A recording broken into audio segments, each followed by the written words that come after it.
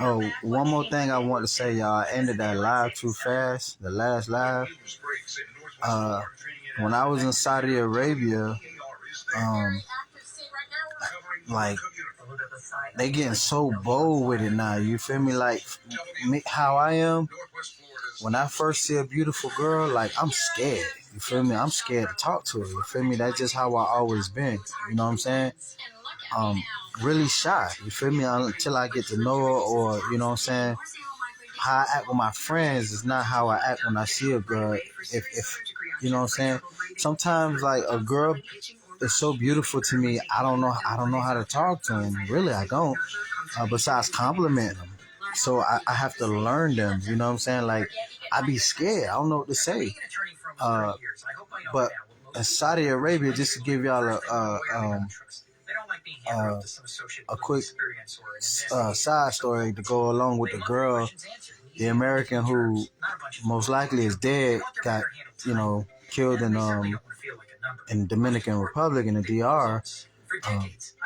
Now, my last video I was talking about how I heard that prostitution and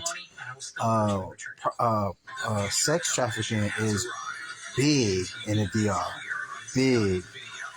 Obviously, those girls ain't do their homework, or maybe they did. Maybe they always went there before. You feel me?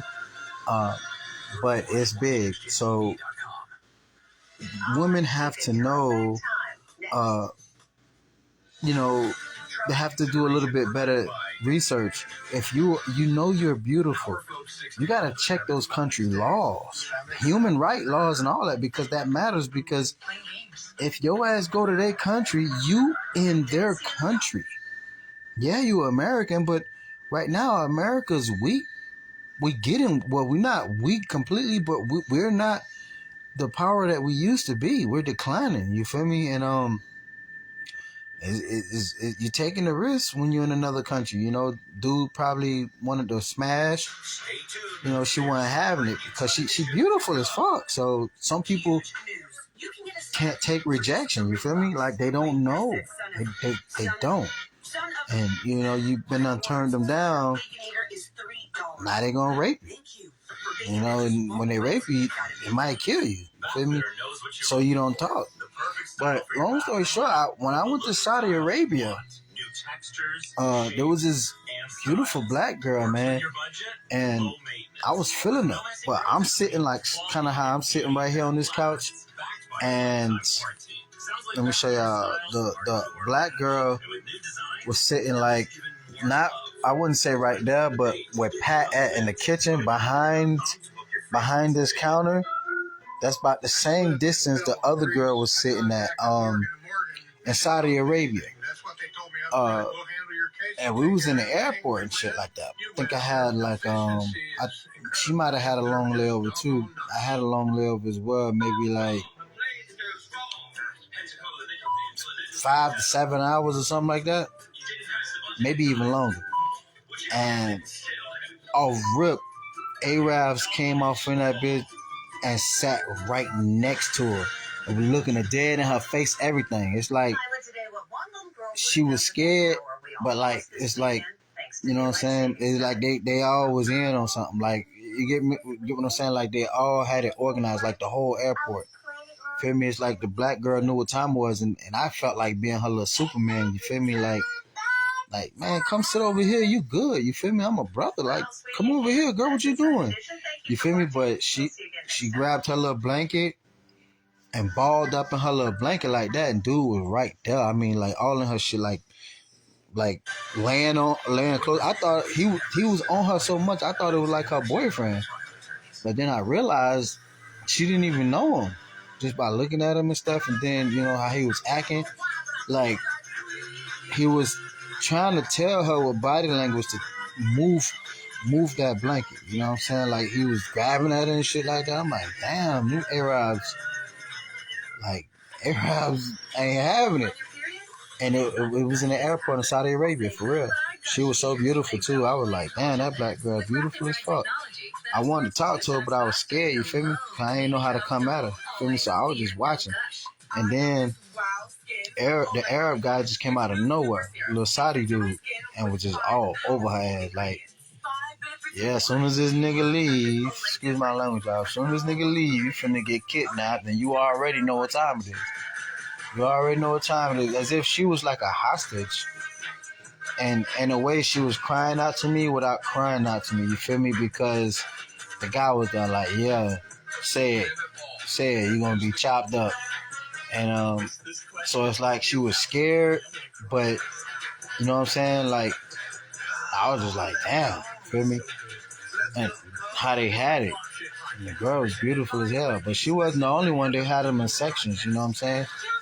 Every female that didn't have somebody sitting with them, a siding man came and sat right next to them, like they was already bought and sold, like they, like they buying, like, I don't know if they call it sex trafficking, but like back in the days when they used to sell women, literally, when you could go buy women with cash. That's what it was like out there in Saudi when I was there.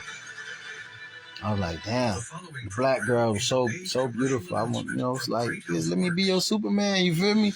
Like, come over here. He ain't gonna follow you over here. Like, I was trying to give her the eye and everything. Like, man, come sit by me. I'm black, girl. You black. You know what I'm saying? Like, you know what I'm saying? So what? He threatened you up or whatever. You better come over here. Shit, you feel me? Let me know what's up. I'll fuck around and hang out with you. But yeah, she was scared though. She was scared. She was just sitting up in a little ball. He was like playing with her feet and stuff like that. I thought like he knew it, but she didn't even know him. And then when I guess he must have grabbed her too hard. She looked up and looked at him like, the fuck? You know what I'm saying? Like, who are you?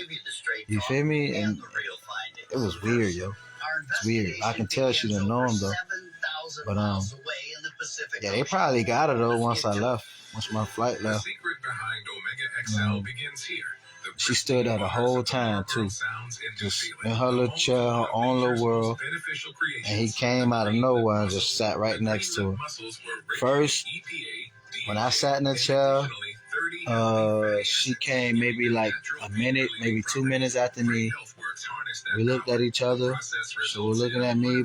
It's like she was scared to come sit where I'm at. It's like, I don't know what they be thinking sometimes. Like that would have been the smartest decision she could have did, unless they told her not to do it. You know what I'm saying? So they told her, you better not go over there, sit by that nigga, don't do this, don't do that. Then okay, that makes sense.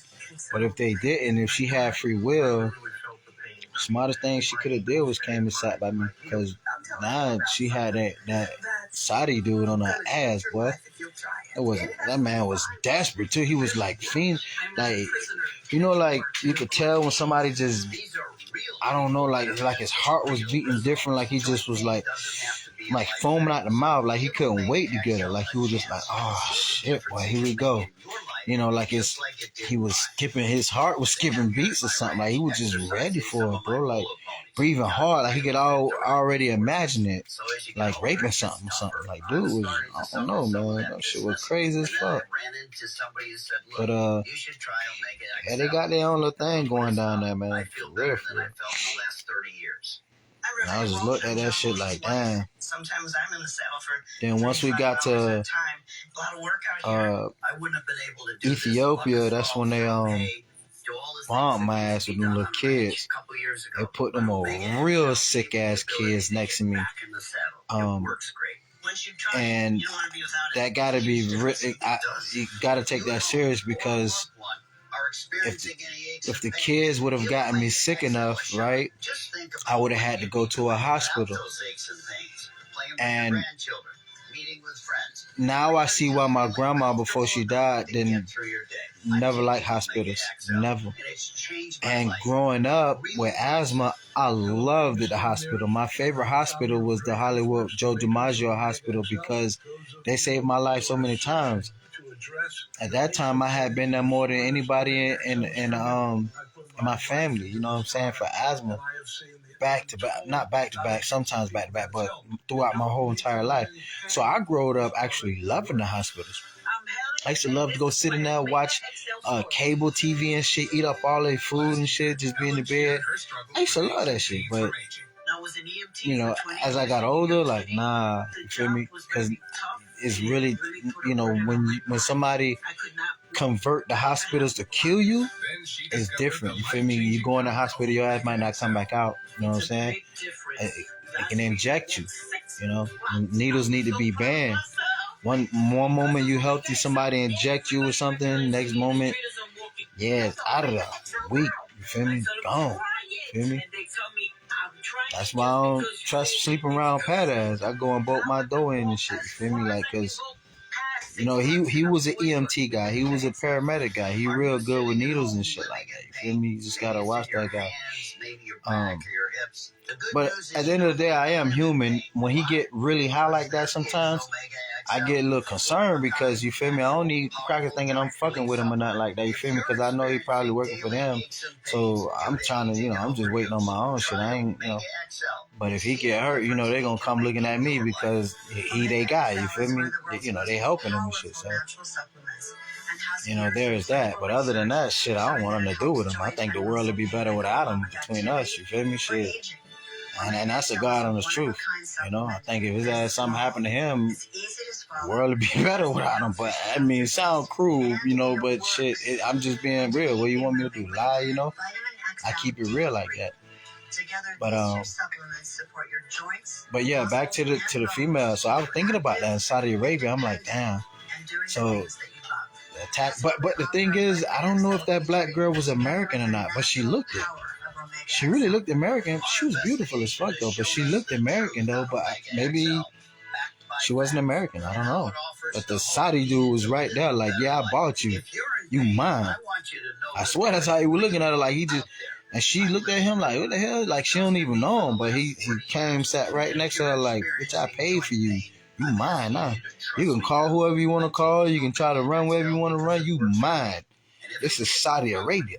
You ain't going nowhere. I was like, damn. But sorry for her. That's exactly how he was. He was just all up on her, real close to her and everything. A couple times she had him looked up like and tried to scoot over from him. He'll scoot right next to her again. I said, damn. Them boys are aggressive. Inside they wasn't having it, fool. For real. So, man, they shrinking Americans, boy. They ain't playing. Take a trip somewhere, you gotta be, I don't know. But it don't happen to everybody. You feel me? There's a lot of Americans out the country right now. There's people encouraging Americans to leave the country. You feel me? And that's what it is, but they're not telling the truth. You feel me? But a lot are successful in leaving, they're okay, but a lot of them coming up missing as well, though. You know what I'm saying? So it's like a gamble. Just gotta take a chance.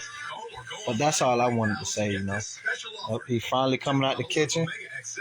He finally cut the light off. Look at you. He done woke up now. Still sniffing. Sniffing his ass out. Telling you something. Well, there are more than 50 million Americans living with joint pain every day, which means it could be. Oh, he finally done. Look at him. I'm John Walsh. I'm on a mission to hunt down joint pain. The good news is you don't need to live in pain. Pain is manageable and it's controllable. That's why there's so many. Anyway, though, y'all. So today I'm taking on a very important. Catch y'all in the next video. Stay safe. Peace out. Go in this room, man, and hang out. On my little thing. Y'all stay safe.